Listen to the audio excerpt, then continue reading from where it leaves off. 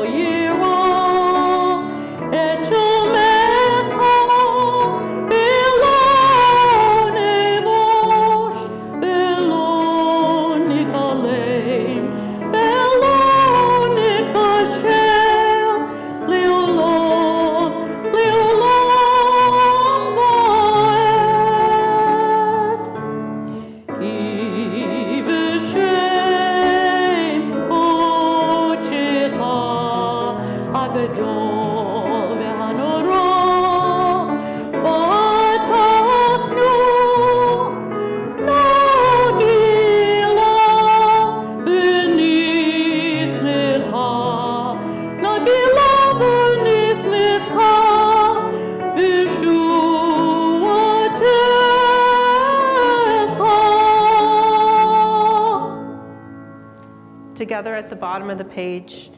Gather us in peace from the four corners of the earth, and lead us upright to our land. For you, O God, work wonders.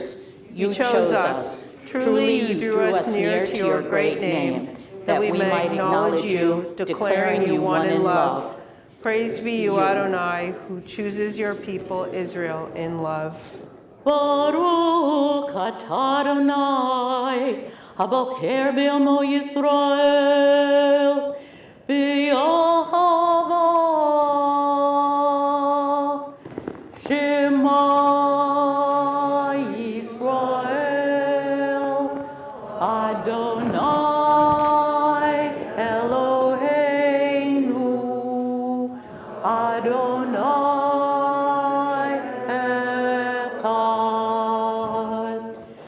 Baruch Shem Kevod Malchuto Le'olam.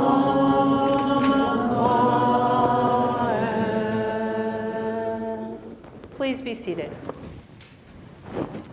V'yavta et Adonai Elohecha b'chol levavecha u'b'chol nafshecha u'b'chol me'odecha v'hayu hadvarim ha'ele asher anochi mitzavecha hayom alevavecha v'shinantam livanecha v'dibarta ba v'shivtecha b'veitecha u'v'lektecha v'derech u'v'shafecha u'v'kumecha u'kishartam leot al yedecha v'hayu letotafot b'neinecha u'ktaftam al mezuzot beitecha u'v'sharecha leman tizkaru v'asitem et kol mitzvotai v'tem kedoshim lelohechem ani Adonai Elohechem asher hotzeiti etchem me'eretz Mitzrayim lehayot lachem lelohim ani Adonai Elohechem Adonai Elohechem emet. Page 121. We read responsively.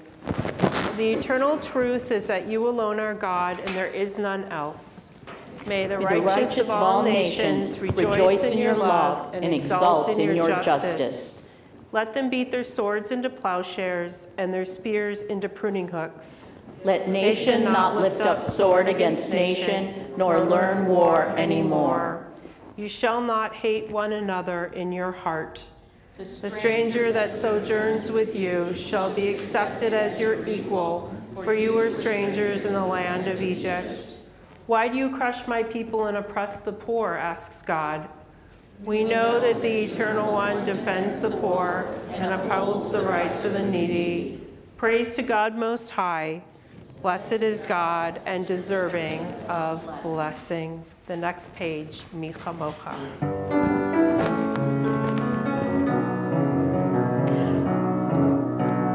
Mi Chamocha Elim Adonai, Mi Chamocha Nedava Kodesh, Norati Lo Osefele, Norati Lo Osefele. Shira Desha Shibu Geulim, Lishima Hasafala, Ayah, Yahad Kulomodu, Vihimlu V'yamaru, Adonai Imo Le'olam Va'ed, Adonai Imo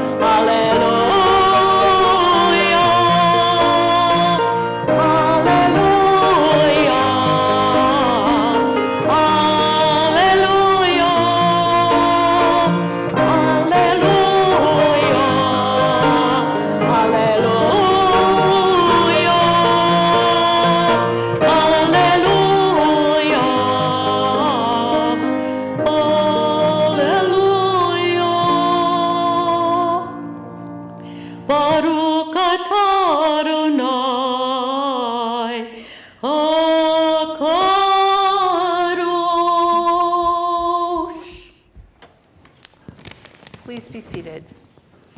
We continue on page 132 with Yismechu.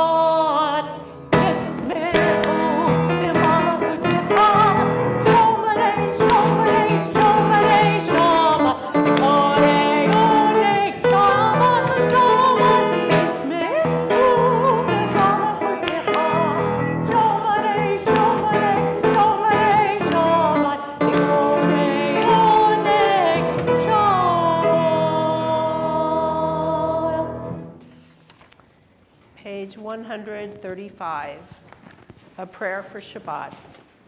We offer thanks, O God, for this Shabbat, which unites us in faith and hope, for Shabbat holiness, which inspires sacred living, for Shabbat memories glowing even in darkness, for Shabbat peace born of friendship and love. We offer thanks and blessing, O God. Baruch atah Adonai, Mekadesh HaShabbat. Bottom of page 137. On this holy Shabbat, may we draw nearer to life, to peace, and to joy. May we find true rest, holiness in our deeds, worth in our study of Torah. Let us feed on the love of goodness. Let us drink from the love of goodness.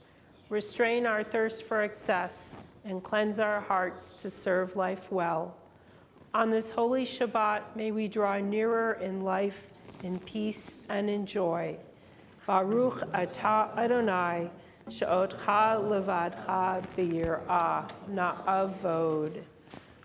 On page 139, a prayer of gratitude. We'll go around the room if you feel comfortable reading when it comes to you. It's only a few readers that will get to read, so feel free to pass if you would like to.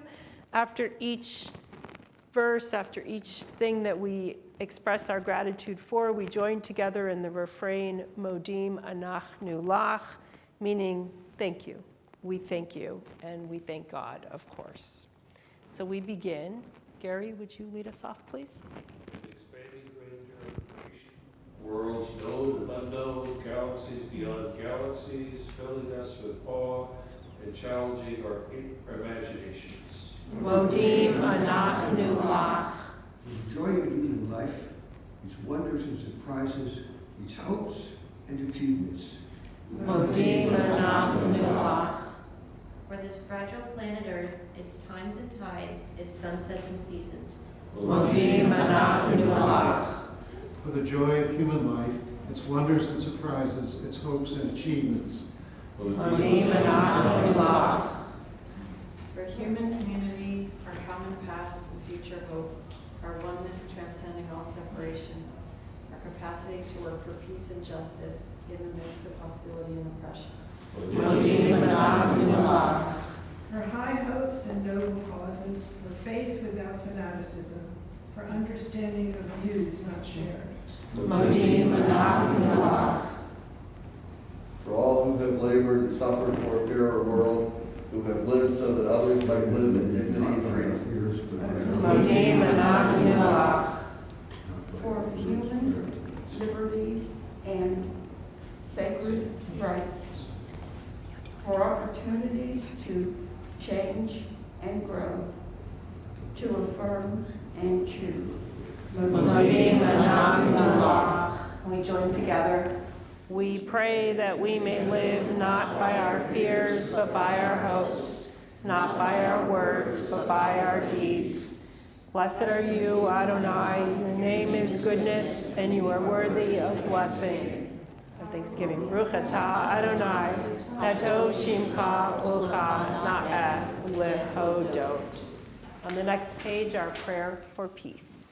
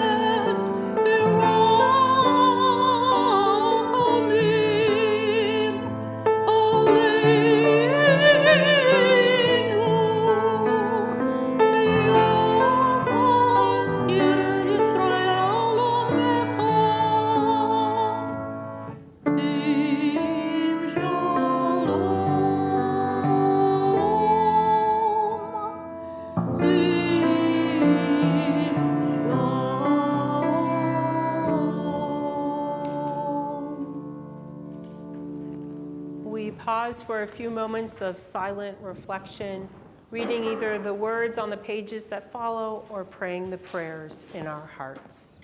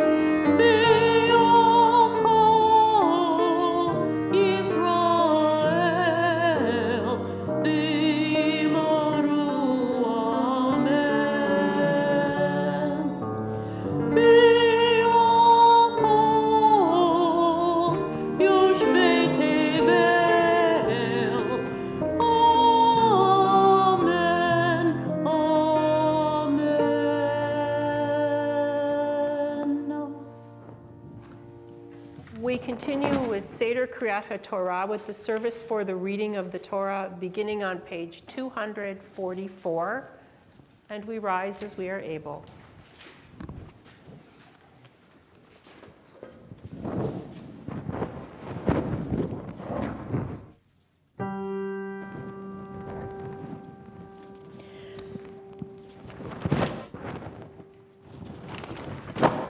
Ein kamocha Elohim Adonai, ein kamasecha,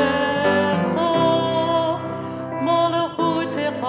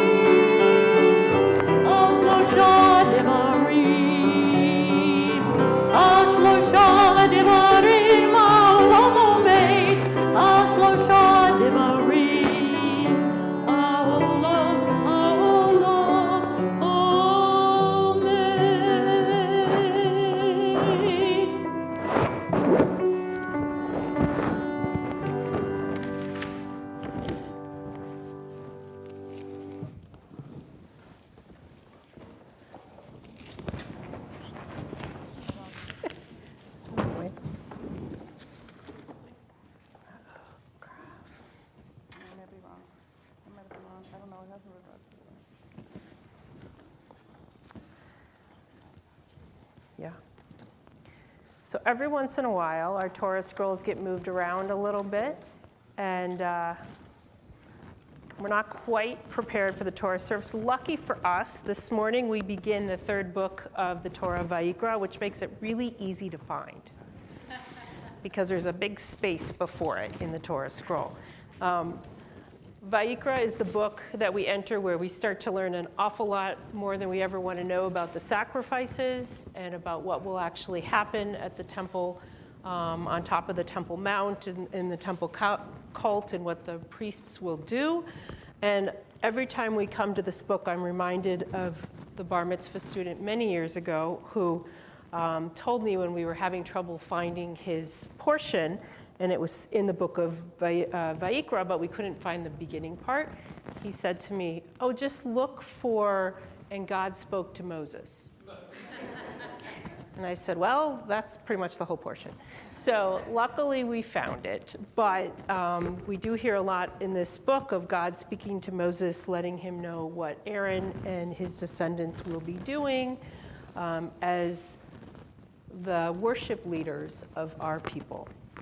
So this morning I will be reading the first couple of verses from the book of Vayikra. It's actually, It's not that? isn't that it? No, that's it. Oh, got moved. Okay. Page 660. I moved that. Oh, page 660 in the Torah commentary, if you would like to follow along. 660. But you were close. 350. Oh. You might have opened up to the wrong, and God spoke to Moses. Yes. Although here, because we know the name of our third book is Vayikra, God is calling to Moses. So it's a little bit different. For our Aliyah this morning. Just terrible with this. Would anyone care to do this? You looked at me. No. All right, we'll do it together then. Let's do it together. Rabbi Henry, please lead us. Page 250. What page is it on?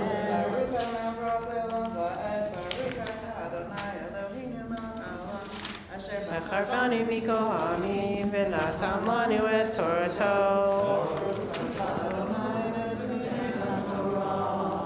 Amen. Vayikra el Moshe vayidaber Adonai elav me'ohel mo'ed. Lemor daber el bnei Yisrael va'amarta alehem. Adam ki yakriv mikem korban ladonai. Min habhema, min habakar, umin hatson. Takrivenu et korbanchem. Im ola korbano min habakar zachar tamim. Vayakir yakrivenu. El petach ohel moed, yakriv oto, lirtsono lifnei Adonai, v'samach yado al rosh ha'olah, v'nirtza lo lechaper alav.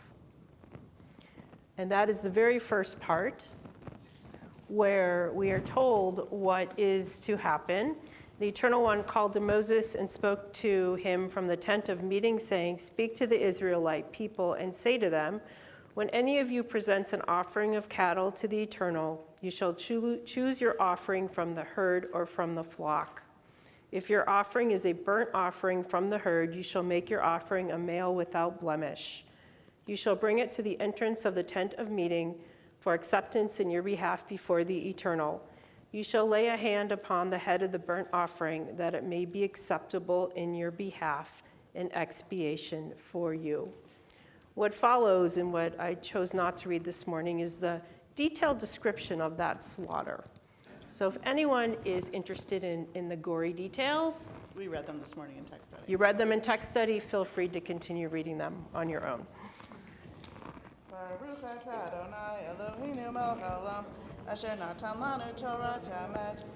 Eolam nata b'tochenu.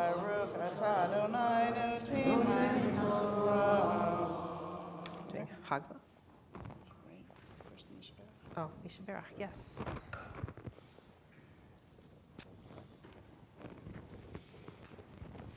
We turn to page 253. for our Misha Berach prayer, for those we are thinking of this morning who are in our community, in our families, among our loved ones and our friends, those who are in need of our prayers for healing.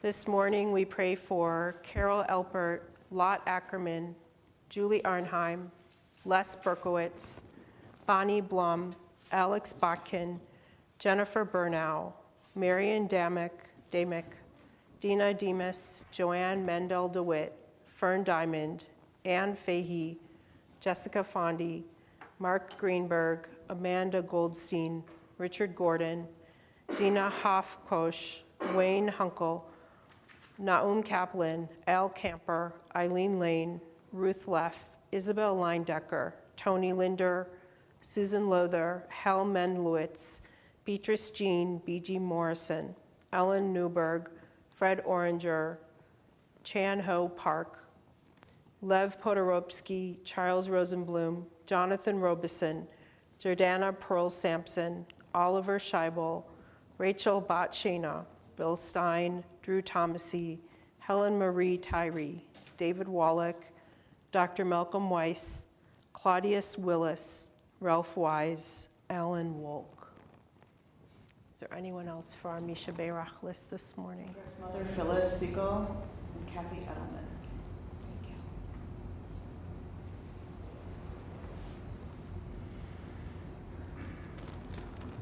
John Gurley of the Mission of Bendigos, and also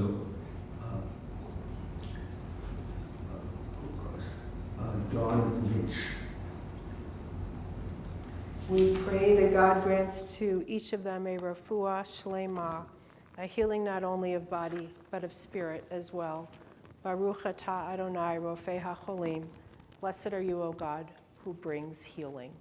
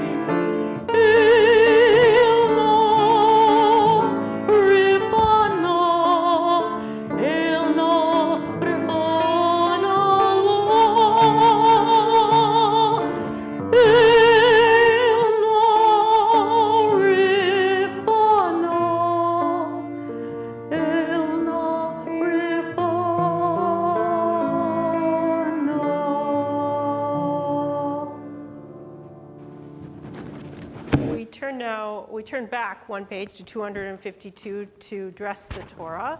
I asked Rabbi Larry Friedman to join me to do Hagbah, and I'm going to ask him also to help me do something which is going to test our vision.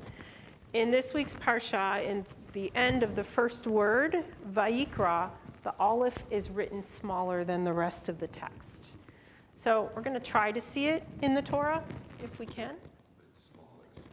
It's smaller, so you can't see it. So you might notice it's just smaller. It's kind of like what used to be here isn't here anymore. It's kind of like Pittsburgh directions. Pittsburgh directions, right? The aleph used to be full size. No, I'm kidding. It is also depicted in the Torah commentary. If you look at the first word, you can see that the last letter of it is smaller. We rise.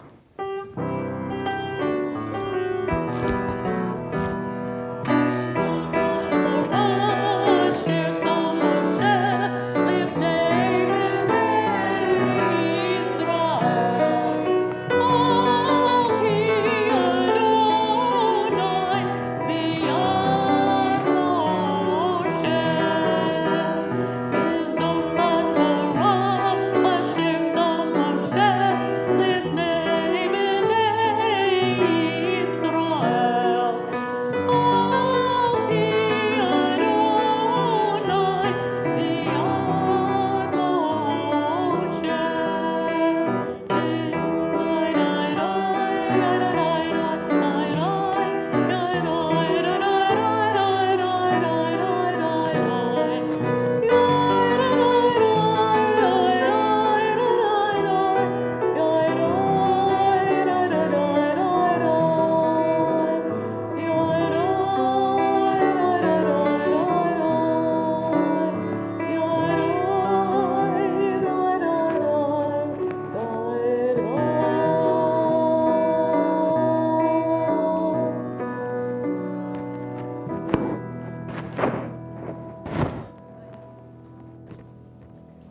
Please be seated.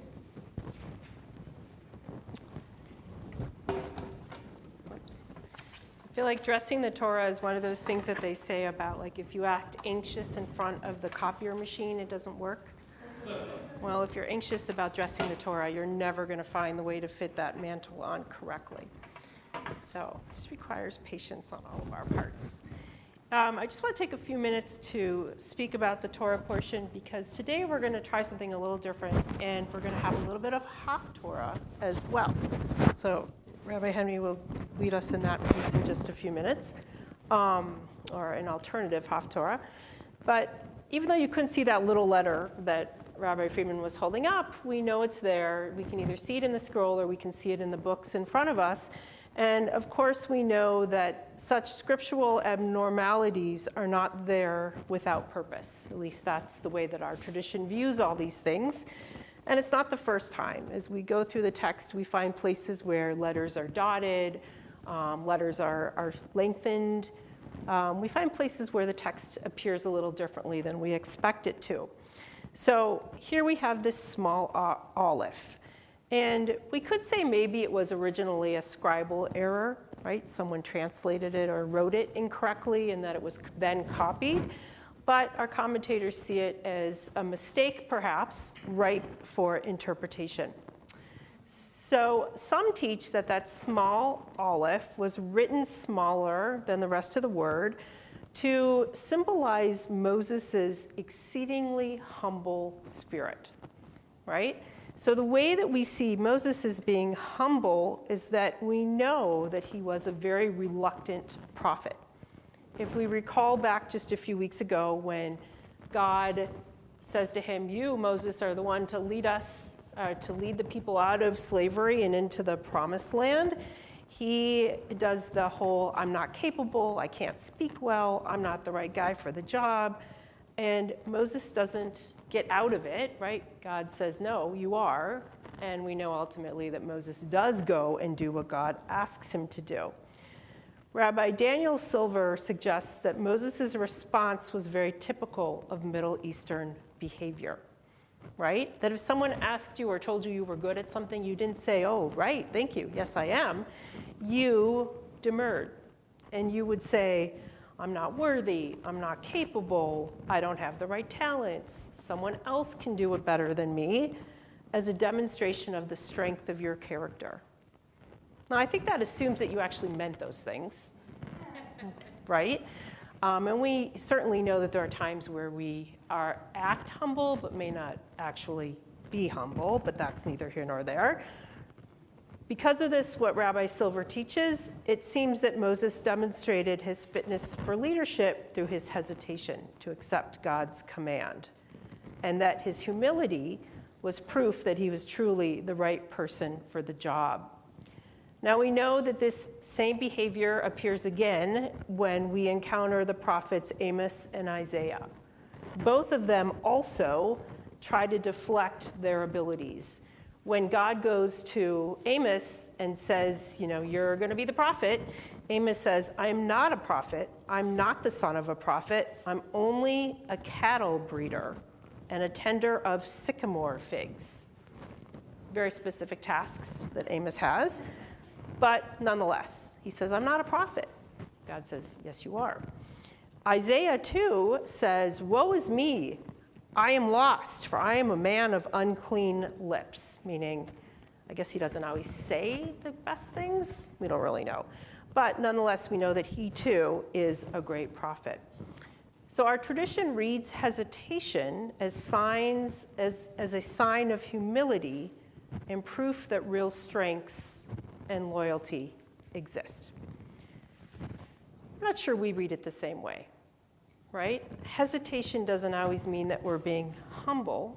Sometimes it means that we are truly unsure or uncertain, or even, as one commentator suggests about Moses, afraid. Right? We think perhaps Moses was saying, no, I'm not right, but I really am. Or maybe he was really just afraid that he couldn't do the task at hand. Now, to complicate things, we hinge a lot on this little aleph, but there's also a big aleph later on in our text. Not here in Vayikra, in Leviticus, but in the book of Chronicles, the very first line, as it appears in the Tanakh, in the Bible, not in the Torah, of course, the aleph is big. Now there, we have not an indication of humility, but an indication of greatness. What happens in the book of Chronicles is that it's recounting the history of human civilization, and the aleph that is big is attached to the word Adam, Adam. Anyone know what Adam means, what the name Adam means? Yeah. It does mean earth, like is an Adamah, but what else does it mean? I heard it. Man, or humankind, right? Or humanity. Big aleph, humanity.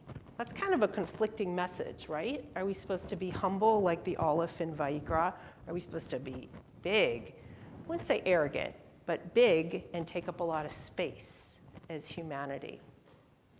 Now, I say that intentionally because I think that the answer is somewhere in between. And I think if we think about the aleph as being perhaps taking up little space, and the bigger aleph is taking up big space, in our modern world, we think of it as perhaps taking too little space and taking up too much space.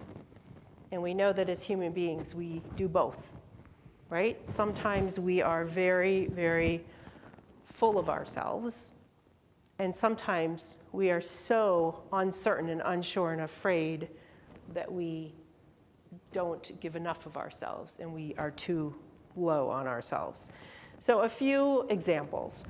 I found somewhere about how this humility is also, humility has to do with pride and arrogance. And when we think of the big aleph, we think about being too big, taking up too much space, like I said. So here's an interesting story. In the summer of 1986, two ships collided in the Black Sea off the coast of Russia. Hundreds of passengers died as they were hurled into the icy waters below. News of the disaster was further darkened when an investigation revealed the cause of the accident. It wasn't a technology problem like radar malfunction or even thick fog. The cause was human stubbornness. Both could have steered clear, but according to news reports, neither captain wanted to give way to the other. Each was too proud to yield first. By the time they came to their senses, it was too late. Big aleph, taking up too much space, having too much pride. But the smaller aleph is that humility is not low self-regard, right? So if aleph is too big and little aleph is too small, a big aleph is too big and little aleph is too small, we have to remember that Jewish tradition teaches us not to think of ourselves in low self-regard, right? And there is a Yiddish saying that if you bend over too low, you will allow others to walk on your back, which I think is kind of interesting, right? So what do we think about all this?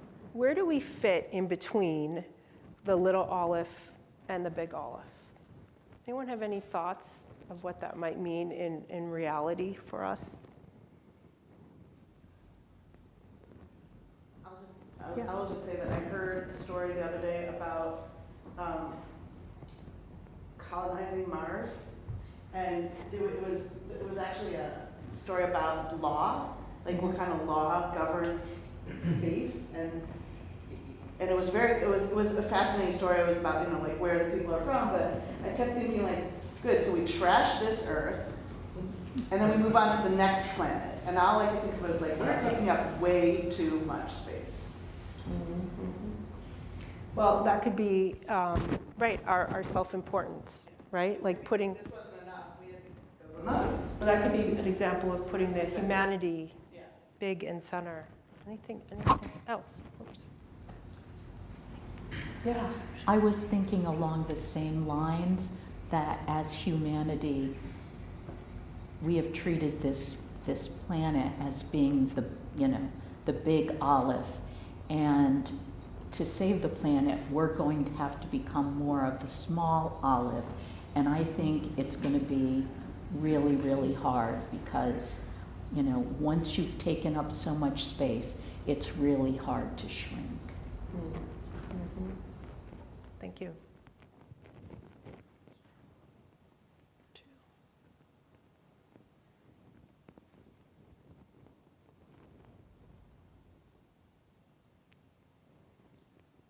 Allowing to see if anyone else has a thought that pops into their head.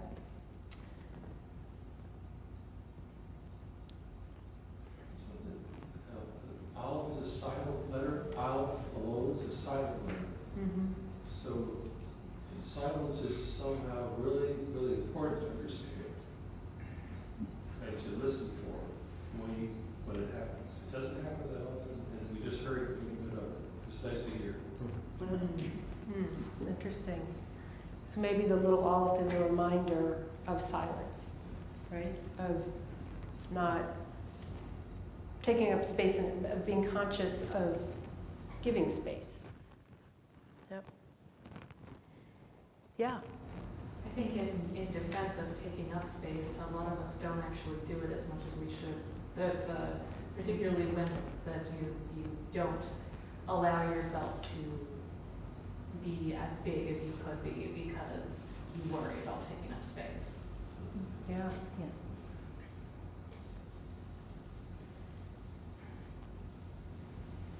So I don't think the big Aleph and the little Aleph are polar opposites, right? I think it's a continuum. And I think it's figuring out when to take up space and when not to. Anything else?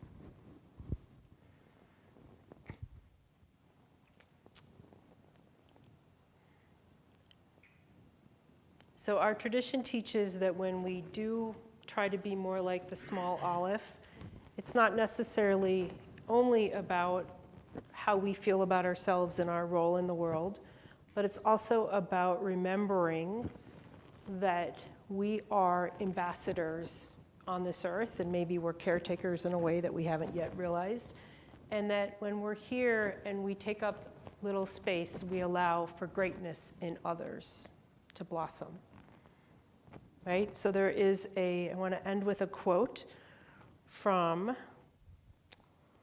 I can find it, that Rabbi Jonathan Sachs wrote about once his thinking about the late Lubavitcher Rebbe, so his interaction with a fellow scholar. There was nothing self-abasing about him. He carried himself with quiet dignity. He was self-confident and had an almost regal bearing. But when you were alone with him, he made you feel you were the most important person in the room.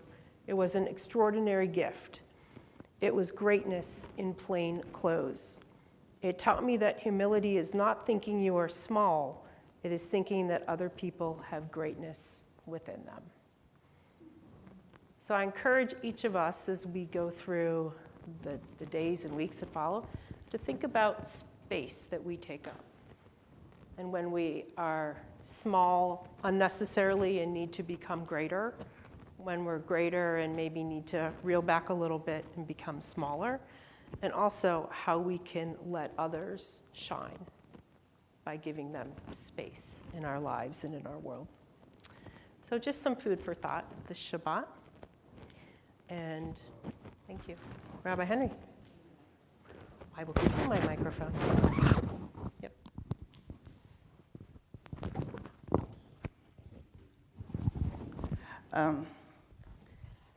Rabbi Barbara Simons, who's the rabbi in Monroeville at Temple David, is the editor of a new book on Haftarah. It's called Prophetic Voices, Renewing and Reimagining Haftarah. And we haven't 100% figured out how to use the book yet, because it has like an introduction about the Haftarah, a regular Haftarah, the traditional Haftarah that would follow out every Torah reading. Then there's alternatives, and there's a lot going on in this book. But I wanted to share something about why they wrote this book.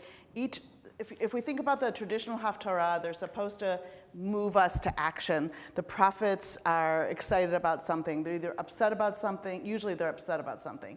They're usually upset about how the Israelites the Jews are not behaving properly.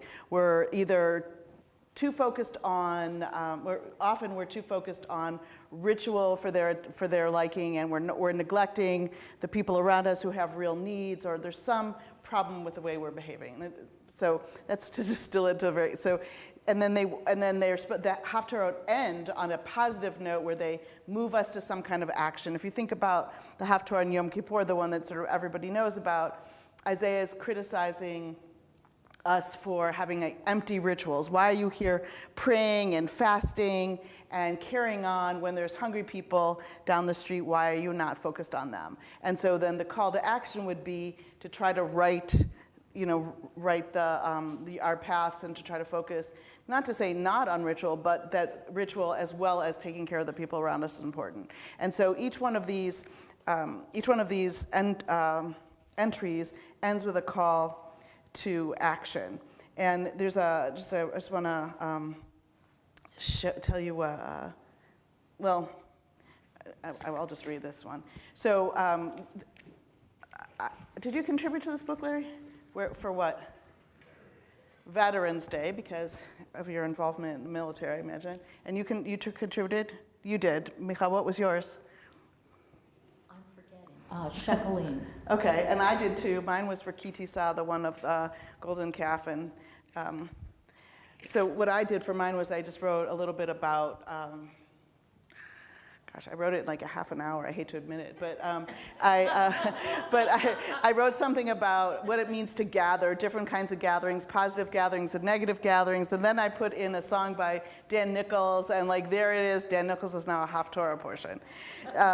So in this one, I just wanted to share, Rabbi Luckes asked me if I would, and so it turns out that one of the alternative Haftarah readings for the Shabbat is by Rabbi Abba Hillel Silver, who is the father of Daniel Jeremy Silver that you quoted, which you didn't know, who was my childhood rabbi. Rabbi Daniel Jeremy Silver was my rabbi that I was terrified of when I was growing up.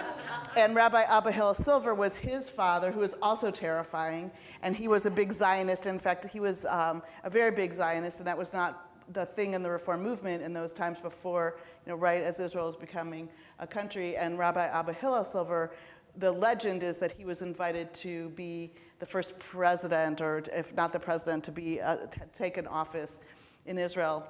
But instead, he stayed in Cleveland, and was the rabbi where I grew up. So and we even called it that. It's not called that anymore, but we called it Silver's Temple. Yeah. I tried not to use that anymore. But Daniel Jeremy Silver was my rabbi when I was growing up. So basically what these portions do is they sort of give an overview of what was happening in the Haftorah, put it in historical context, or put it in some kind of context. So let me just give you a little bit of the introduction by Rabbi Dana Evan Kaplan, who's a man, Dana Evan Kaplan, and then the Haftarah reading from Rabbi Abba Hillel Silver. I'm not going to read the whole thing, but the basic idea is that in this Torah portion, God is giving us the laws of animal sacrifice, explaining different types of offerings, what they should consist of, when to do it. There's elaborate descriptions, which we thankfully didn't hear again. And then once the destruction of the temple happened, there were no more sacrifices, right? So this is what he writes. Once the second temple was destroyed, the sages developed new forms of ritual designed to replace the sacrifices that had been offered in the temple. While the sages who were alive at the time were shocked and horrified by the destruction of the temple, they did not waste valuable energy on endless ruminations on the terrible tragedy that had befallen them. And it was a new opportunity for a new kind of Judaism. As Rabbi Abba Hillel Silver reminds us, they did not despair of the future. There might be a long, arduous struggle ahead, but humankind has the spiritual resources with the help of God to accomplish almost anything. Now, let me just say that I think a quirk of this book is the intro comes after the portion. So I'm reading you from, you will hear the portion in a second. Central to Rabbi Silver's argument is the fact that in Judaism, the sacrifices were not essential for salvation. They were important public rituals that helped all to respond to the events of human existence in religiously meaningful ways, but they were not essential for the nullification of moral, ethical failings or for the restoration of spiritual purity. In other words, you couldn't bring a sacrifice and then have it atone for what you did without still having to make atonement with the person, or not atonement's not the wrong word, without having to make a restitution or asking for forgiveness from that person. So just like on Yom Kippur, we're not allowed to just say, "Oh God, forgive us," but neglect the person that we sinned, right? So it wasn't magic. It wasn't magic. So at the end of it says, Judaism places a heavy emphasis on living a good life, a life devoted to public welfare as well as personal happiness. As Reformed Jews in 21st century America, we understand that living a moral and ethical life are the only religious sacraments that we have, because we don't have sacrifices. We agree with Rabbi Silver that beliefs do not bestow divine saving power upon humans. Judaism is urging us to take advantage of our short lives to do something good in concrete terms for our fellow human beings and for the world. And here's the portion. This is from Where Judaism Differs by Rabbi Abba Hillel Silver. Judaism, and he wrote this probably in the early 60s, so it's got the male language in it. Judaism admonished men not to despair of the future, nor of their own strength, nor of mankind's inexhaustible spiritual resources, nor of God's cooperation. Long and hard is the way, but there is a way and there is a goal. The moral and human aspirations are the sacraments of Judaism. That's important to remember. That's important to, those are the things that we do. He says the moral life and human aspirations are the sacraments of Judaism. It recognizes no others. There are no beliefs which save men. There are no ceremonial or ritual acts, the very performance of which bestows supernatural grace and saving power. There are visible symbols in Judaism, signs of the covenant, memorials of fidelity, but no sacraments. From earnest and faithful quest of the good life, in all ways, great or small, flow all divine grace and power. That's it. The intros are much longer than those Haftorahs. I think one thing that'll be interesting, there's a book launch for this tomorrow. Rabbi Friedman and I are both going to that. I would like to ask her, I can't find it in here anywhere, whether we're supposed to say the blessings around the Haftorah. I don't know. I can't find it in there. So we'll ask her.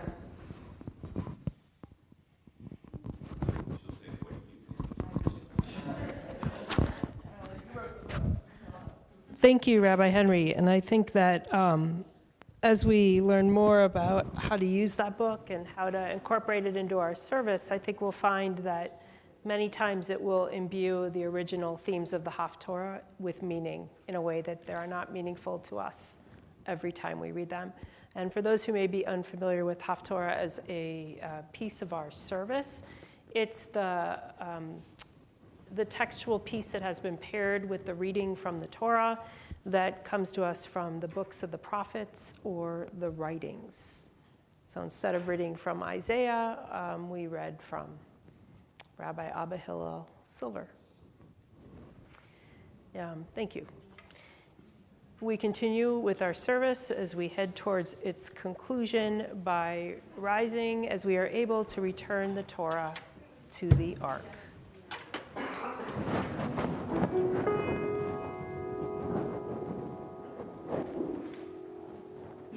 Hallelujah, Shem Adonai, Kiniskov, Shema Levato.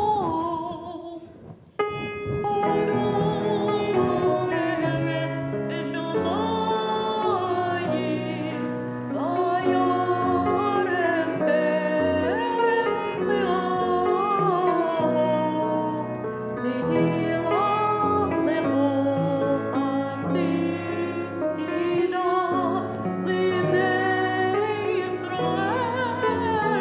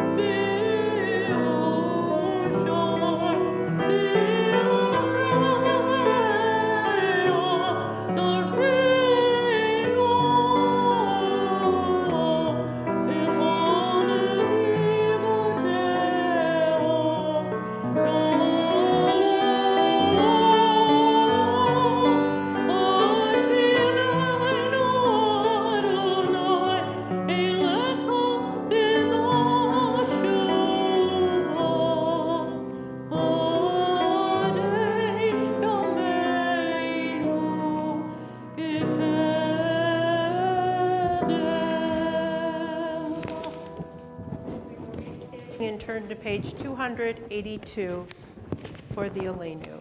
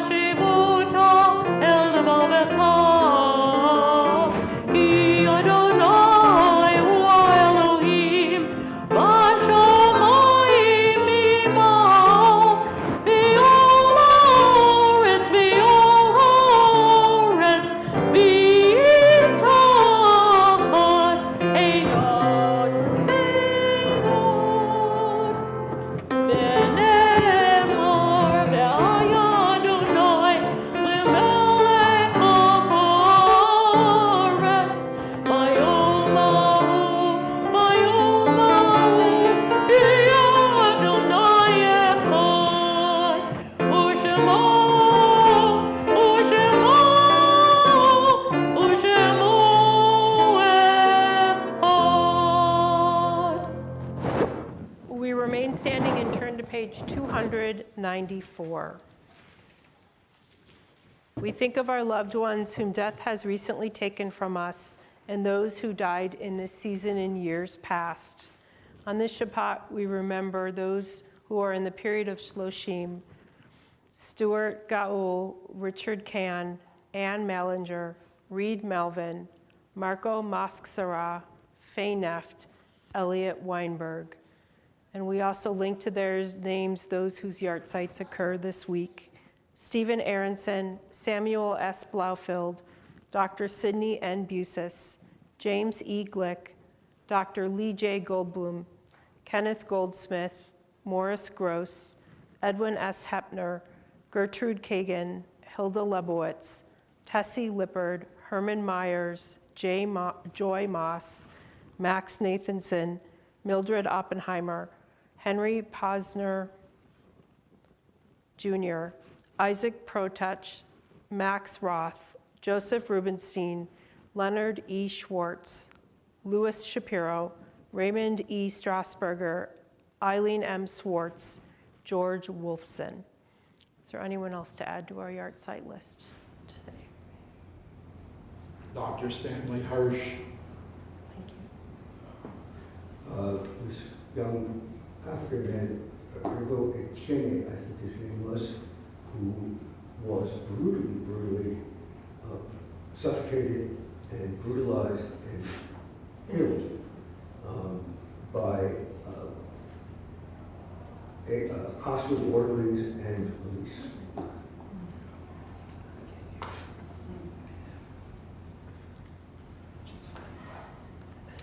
Zichronam livracha, may their memories be for blessing. Yit gadol v'yekadash shemei rabba, v'yalma divrach yirotei v'yamlich malchutei, v'chayachon uv'yomechon uv'chayedachol beit Yisrael, v'agala uv'izman kariv v'imru amen. Yehei shemei rabba mevarach le'olam u'me'el maya. Yitbarak v'yishtabach v'yitpa'ar v'yitromam v'yitnaseh v'yitadar v'yitalev v'yitalal shemei dekudashah b'richu La'ela minko birchata v'sherata, tushbechata v'nechamata, damiran bilma v'imro amen. Yehi shlama rabba min shemaya, v'chaim aleinu ve'al kol Yisrael v'imro amen. Osei shalom b'mroma, huya asei shalom, aleinu ve'al kol Yisrael v'imro amen.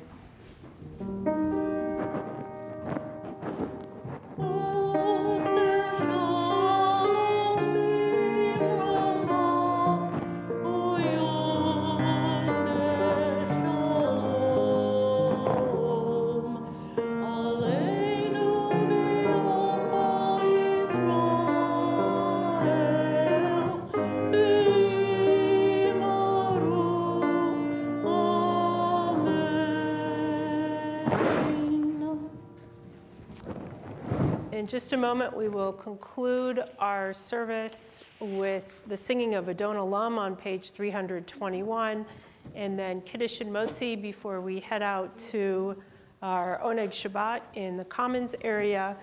First of all, a few thank yous to Luke back there helping us with our technology, to Cantor Michal Gray Schaefer for joining us this morning. Thank you for being here and leading us in song, and to Don McGahan for also being there to accompany us. And thank you to Rabbi Henry for sharing words of Haftorah, and to Rabbi Friedman for doing Hagbah. Not an easy task, lifting up that heavy scroll. Of course, Vayikra, not to diminish Rabbi Friedman's effort, but Vayikra means we're in the middle, so it's a little more balanced when we're lifting the scroll. Just a few quick announcements. You may have noticed when you came in that there are pictures of botanical drawings on the wall. There is an opening reception tomorrow at 6 p.m. if you're interested in coming and celebrating the exhibit known as the Healing Garden. What? Monday. What did I say? Tomorrow, Monday. Tomorrow's Empty Bowls. Monday. Tomorrow's Empty Bowls. If you want to join us for that important event for Just Harvest and the Pittsburgh Food Bank. I think that the third session at 6 p.m. still has availability. I think that the first two sessions might be sold out, which is great for the two organizations involved. So you can come to Empty Bowls tomorrow. On Monday, you can come to the Healing Gardening exhibit at 6, or you can look at the drawings on your way out. And also, you can still make a reservation for our Passover Seder on April 5th. So hopefully you will do that. If you need more information, it should be in your Shalomogram or on our website. Okay, Adon Olam, page 321.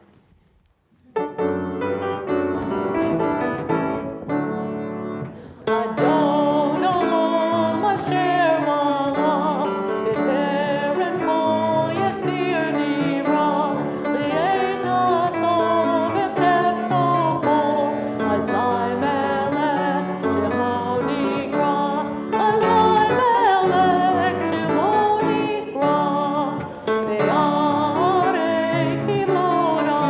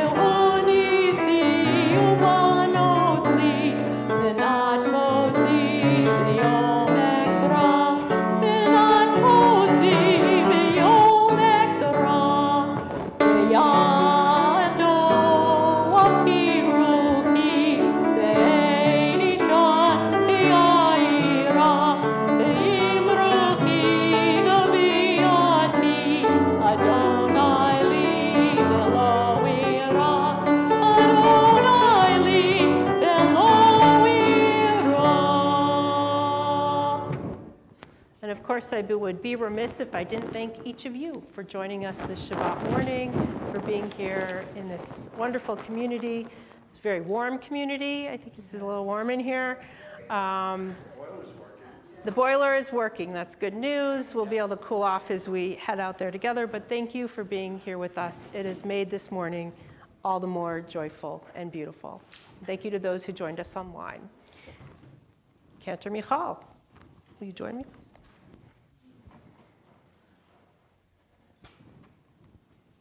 V'shamru b'nei Yisrael et ha-Shabbat la'asod et ha-Shabbat lidoras hamarit olam beini uvein b'nei Yisrael oti le'olam oti le'olam v'shamru b'nei Yisrael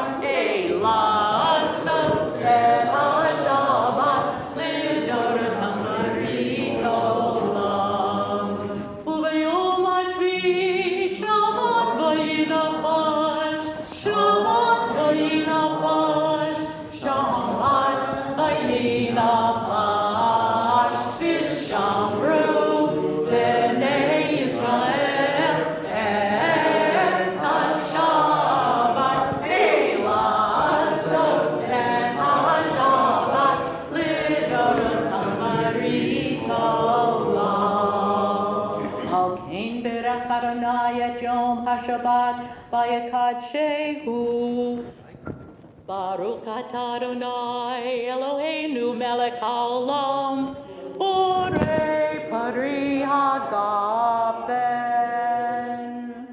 L'chaim.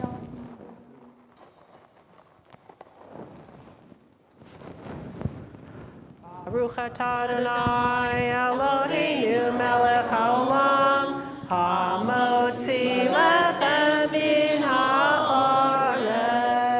Shabbat shalom. Shabbat shalom. Shabbat shalom.